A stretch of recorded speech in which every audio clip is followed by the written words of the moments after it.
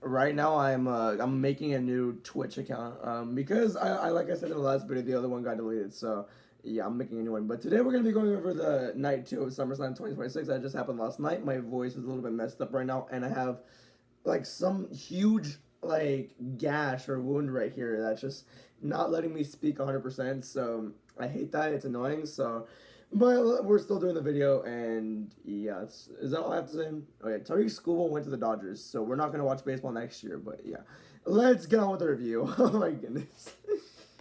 So immediately off the bat, you have Finn Balor versus Sami Zayn versus Gunther versus Kevin Owens. Now, at first, as advertised, it was Finn Balor versus Sami Zayn, in which I had Finn Balor winning, but Nick Aldis came out right after they finished doing their entrances. They said, oh, entering this is Gunther into the match. I'm like, okay, fine, triple threat. And then he says, wait, no, Kevin Owens is entering this match. I'm like, what the heck? And it's honestly pretty insane. Gunther, I kind of see why he's in the match. But Kevin Owens, like, damn.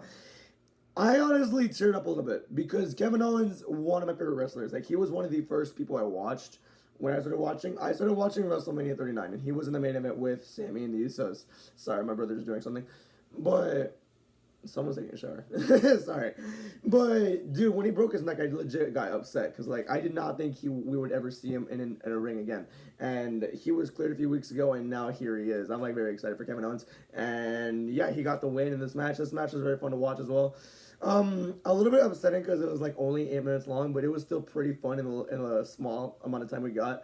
Kevin Owens got the win. I'm going to give it a 3.8 out of 5. It was very enjoyable, and it was so heartwarming for me, at least, to see Kevin Owens back in the ring. So, already a banger start tonight, too, so let's move on. Alright, so that excitement did not really last long. Yeah, the United States Championship at number 2. Trick Williams versus Baron Corbin. This match was honestly, I would just say mid. It was just like, it wasn't really the most enjoyable thing ever. It was just mid, I would say.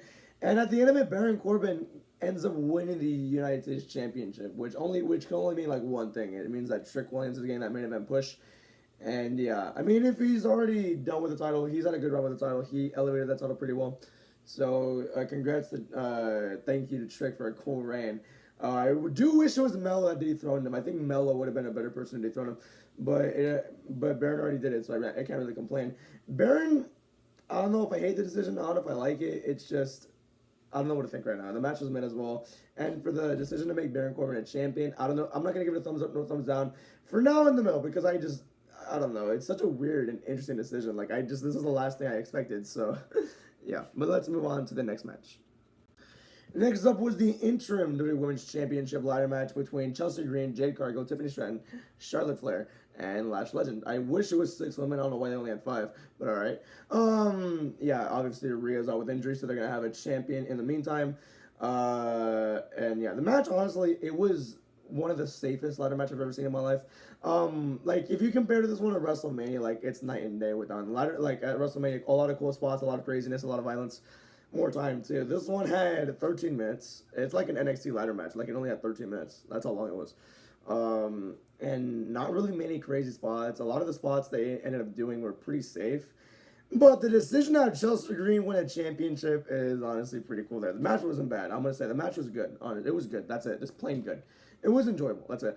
But Chelsea Green got the win. How about that? That was the last thing I was expecting. I remember they said like in some articles and actual like interviews like they would not really make Chelsea champion because that's not her character. They just made her an interim world champion. Like still, it's a world championship and they are classifying it as a reign, which I don't know why, but alright. But still, Chelsea Green, like while Rhea's out, like Chelsea could have an amazing run with the title if it's for 5 days, for 15 days, for 20 days, 30 days, 50 days. I don't know. I think it could be a very fun run with Chelsea Green as champion. I'm looking forward to it because she can do some goofy shit with that title. I don't know. We'll see. I'm gonna give it a 3.3 out of 5, and the decision to make Chelsea a champion a big thumbs up because I would really love to see where this is going. Yeah, the entire SmackDown scene was changed in the first 3 matches of the show. You had Kevin Owens win that match. You had a new U.S. champion. I had a new women's interim champion. Like dude, like that. The landscape of SmackDown just got changed with those 3 matches. And Randy returned last night too. So yeah, let's move on to the Raw portion of the card. So let's move on. Next up was Dominic Mysterio versus Danhausen. He win monies on a whole match. Damn, was this terrible. Like, I'm legit considering this as the worst match of the entire year. For Danhausen matches, I expect a lot much. I don't even like Danhausen matches either. I've never been a good fan of it. I'm like, it's not for me. It's for others, yeah. But I just don't enjoy it. But I have to watch the entire show if I want to classify this as a full review. So yeah, and for Danhausen matches, like I just said, I expected a lot more. I wanted Dom to win too, not because I like Dom, but because it makes a lot of sense. Like Dom, this time last year, SummerSlam last year, he was defending the IC Championship against AJ Styles in what was a pretty fun 10-minute match. And at WrestleMania, he won the title, and he was super over with the Las Vegas crowd cheering him, even though he's a heel. Survivor Series last year, he won the championship again off John Cena in his last PLD match, and now we're here. He's facing and losing to a comedy character in under 7 minutes. So, yeah, first of all, why was this match that short, dude? It was insane. I was expecting this one to be like at least a good 10 to 11 minutes. You have the Minnehausens come in, expected. Joe Hendry come in as well, expected there. But dude, that was just, what was that? Like, laziest effort of a match ever, honestly. And then Danhausen got the win. It was just a whole nothing burger. If you missed it, you did not miss anything. Just terrible, dude. Like, at least with Danhausen's matches, you expect some sort of like funny bullshit to happen during the match. I expected maybe like Justin Jefferson or JJ fucking McCarthy to come out. None of that happened. And for the Timberwolves, you never know, but they did nothing of effort for this match. They buried Dominic Mysterio to keep Danhausen's undefeated streak alive. He's a comedy character. I have no idea why he needs an undefeated streak anyways. And now Dominic, I don't know, just make him a AAA member at this point, or AAA wrestler at this point, because he's clearly not working on Raw anymore. Because they booked him so terribly. They've been booking Dominic so terribly. As your AAA World Champion, he should not be losing to Danhausen. So yeah, 0.9 out of 5. That is the lowest rating for me in the entire year for a match. Like for segments, for segments the Danhausen and John Henry segment got a 0 out of 5. This is 0.9. So yeah, lowest match of the entire year for my review. So yeah, let's move on. Next up was the Intercontinental Championship between Penta versus Chad Gable. This match was pretty fun, and yeah, now Chad Gable is your new Intercontinental Champion. Cool moment that he won it in front of his hometown, in front of his crowd, in front of his family. Pretty cool moment there. But one thing I do wish about this match, and the match was good, I'll say that. The match was pretty fun. But one thing I do wish, I wish the match was a lot longer. I mean, we've seen Chad Gable have 20-minute bangers with anybody. Remember Sami Zayn? We had Penta have 20-minute bangers with anybody as well, because Penta can work as well. So I was expecting these two and their styles to just mesh really well, and I expected this match to go over 20 minutes. And it went only 11, which I'm not complaining too much, but I do wish it was longer. But I'll take what I can get. I'll give it a 3.6 out of 5. It was a pretty fun match, so yeah.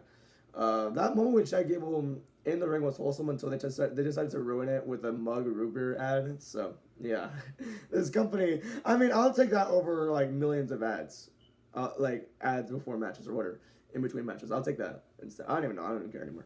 I'm gonna give it 3.6 out of 5. It was a very enjoyable match. I'm talking too fast. I'm sorry. Yeah, Chad Gable, new IC champion. Hell yeah. Let's move on. And the main event was the World Heavyweight Championship and a culmination of a 12-year-long feud between Roman Reigns and Seth Rollins.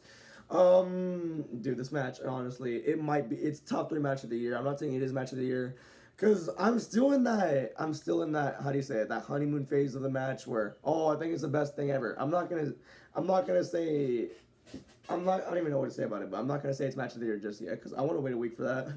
I want to wait a little bit so I can digest it more. But from first thoughts, like, it was just amazing. It was a remarkable match. Epic culmination. They did this perfectly as well. Yeah, there was a shit ton of Shield references, but honestly, I think those references were done pretty effectively. I think all their tributes to Dean Ambrose were done pretty amazingly as well. And these two basically wrestling soulmates. They just have amazing chemistry with each other, and their ability to tell a story in ring is just epic, and they made this match amazing. It was peak. Yeah, that's basically about it. I'm gonna give it a 5 out of 5. A perfect match in my opinion. For some people it didn't seem that way. It's okay, you have your opinions, but for me this is one of my favorite matches of the year, top 3 for sure. So yeah, it's basically it. Roman Reigns retained. And another thing I loved about this match, no interference once again. I've been loving that about Roman's current run. Yeah, I'm in the Bloodline's bag, but it's only bad if like they start interfering in each other's matches. Like, they're not doing anything. The Bloodline have their own side quests, which honestly that's not bad at all. I'm kind of enjoying this latest Bloodline run. I'm not gonna lie to you. With Roman, no interferences against Punk and Jacob twice, no interferences there, and now against Seth, nothing there, and another really good match.